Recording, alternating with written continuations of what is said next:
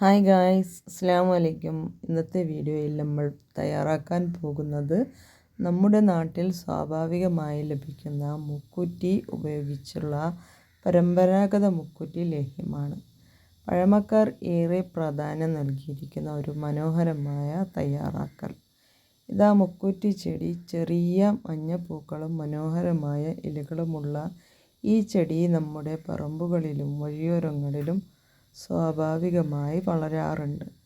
നാട്ടുവൈദ്യ പരമ്പരാഗതയിൽ മുക്കൂറ്റിക്ക് പ്രത്യേക സ്ഥാനമുണ്ട്. മുക്കൂറ്റി ഉപയോഗിക്കുന്നതിന് മുമ്പ് നന്നായി കഴുകി വൃത്തിയാക്കണം. മണ്ണും അഴുക്കും ചെറിയ കഷ്ണങ്ങളും ഒന്നും അവശേഷിക്കാതെ ശ്രദ്ധിക്കണം. വീട്ടിൽ എന്ത് ഔഷധം തയ്യാറാക്കലായാലും ശുചിത്വം വളരെ പ്രധാനമാണ്. അതുകൊണ്ട് മുക്കൂറ്റി പലതവണ വെള്ളത്തിൽ കഴുകി വൃത്തിയാക്കിയ ശേഷമാണ് ഉപയോഗിക്കുന്നത്. ഈ ലേഹ്യം തയ്യാറാക്കാൻ ഉപയോഗിക്കുന്നത് മുക്കുറ്റി, പനം ശർക്കര, തേങ്ങയുടെ 1/4 പാലും 2/2 പാലും, നെയ്യ്, ചുക്ക്, കുരുമുളക്, ഏലക്ക, അരിപ്പൊടി എന്നിവയാണ്. ആദ്യം ചുക്ക്, കുരുമുളക്, ഏലക്ക എന്നിവ ഒരുമിച്ച് നന്നായി പൊടിച്ചെടുക്കുന്നു. ഈ മസാലകൾ ലേഹ്യത്തിന് പ്രത്യേക മണവും രുചിയും നൽകുന്നു. ഇപ്പോൾ തേങ്ങയുടെ 2/2 പാൽ എടുത്ത് അതിലേക്ക് അരിപ്പൊടി ചേർത്ത് നന്നായി ഇളക്കുന്നു. കട്ടകൾ വരാതെ ശ്രദ്ധിക്കണം. തുടർന്ന് പനശർക്കര ചേർക്കുന്നു. പൂർണ്ണമായി ലയിക്കും വരെ മന്ദതീയിൽ ഇളക്കി കൊണ്ടിരിക്കുന്നു. പനശർക്കര ലേഹ്യത്തിന് സ്വാഭാവിക മധുരവും നല്ല നിറവും നൽകുന്നു.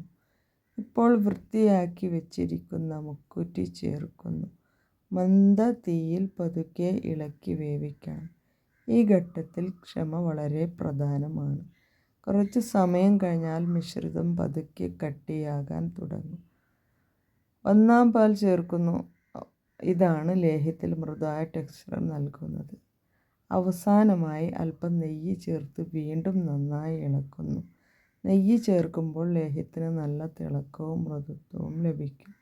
ലേഹ്യം തയ്യാറാക്കുമ്പോൾ തീയുടെ ചൂട് ശരിയായി നിയന്ത്രിക്കുന്നത് വളരെ പ്രധാനമാണ്. വളരെ കൂടിയ തീയിൽ വേവിച്ചാൽ അടിക്ക് സാധ്യതയുണ്ട്. അതുകൊണ്ട് മന്ദതീയിൽ ഇടയ്ക്ക് ഇളക്കി തയ്യാറാക്കുന്നതാണ് നല്ലത്. പനശർക്കരയുടെ മധുരവും തേങ്ങാപ്പാലിൻ്റെ മൃദുത്വവും ചുക്ക്, കുരുമുളക്, ഏലക്ക എന്നിവയുടെ പ്രത്യേക രുചിയും ചേർന്നപ്പോൾ ഈ ലേഹ്യത്തിൻ്റെ ഒരു പരമ്പരാഗത സ്വാദാണ് ലഭിക്കുന്നത്. ഇപ്പോൾ നമ്മുടെ മുക്കുറ്റി ലേഹ്യം മനോഹരമായി കട്ടിയായി വന്നിരിക്കുന്നു. നല്ല മണവും നല്ല നിറവും ലഭിച്ചിട്ടുണ്ട്. തണുത്തതിന് ശേഷം വൃത്തിയുള്ള ഗ്ലാസ് ബോട്ടിൽ നിറച്ച് സൂക്ഷിക്കാം.